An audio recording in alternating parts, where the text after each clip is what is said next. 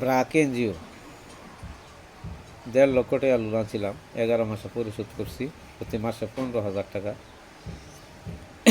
দিয়া পরিশোধ করার পর ব্রাকের সঞ্জয় কর্মী সে বলছে 4 লক্ষ টাকা লোন দিবে আমার এই যে এই বাড়ির কাজকর্মের জন্য, উপরে টিন দিব আর প্লাস্টার করব। এই পর্যন্ত কাজ আওলায় রাখছি, ওখান বাহি কাজ 4 লাখ টাকার জন্য আটকে রয়েছে, তো ক্লিয়ার হয়ে গেল। তো আমার বাইল দিয়া করছে কি টাকা, বাকি টাকা পরিশোধ করে নিচ্ছে। নেওয়ার পরে আমার লোন 1-2 দিনের ভিতরে দেওয়ার কথা, 1 মাসের উপরে হয়ে গেছে, লোন দেয় নাই। কারণ সঞ্চয়ের লেগে যাবার গেছি, দিবে না, তার টাকা দিবে না। তারপরে মাঝখানে একটা অবসর দিছিল আমারে সঞ্জয়, যে 4 লক্ষ টাকা লোন দিলে 40,000 টাকা তারা ঘুষ দিতে হবে। 4 লক্ষ টাকা লোন দিই, হ্যাঁ সে আমাকে দেয়, তাহলে তার 40,000 টাকা দেওয়া লাগবে। তাহলে আমি ঘুষ দিয়ে লোন আনবো কেন? তো ঘুষ দিলাম না, আমি লোন আনলাম না। আমার সঞ্চয় এখন আমি ফিরে আনতে যাইতেছি, হ্যাঁ আমার সঞ্চয় লিয়ে তাল বাহানা করতেছে, মানে প্রতারণা করতেছে। এটা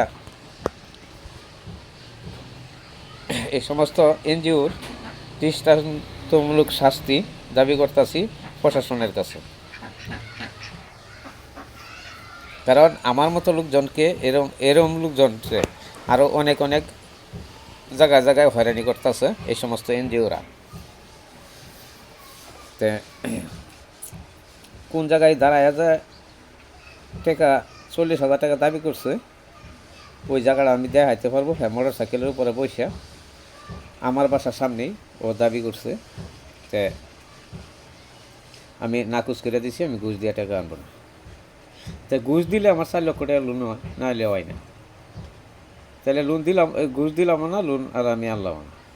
তো এই সমস্ত ব্যবসা ব্রাক ইসলামনগর ব্রাক এনজিওতে চলতেছে। কারণ আমার সাথে যখন চলছে, অন্য কারোর সাথে চলছে কি না আমি তা জানি না, কিন্তু কইতাছে হেড অফিসে জানে, কইতাছে ম্যানেজারে জানে, মানে বাম সাম আলাপ, বাম সাম যত আলাপ আছে সব বাটপারি আলাপ এই ব্রাকের সঞ্জয়ের কাছে।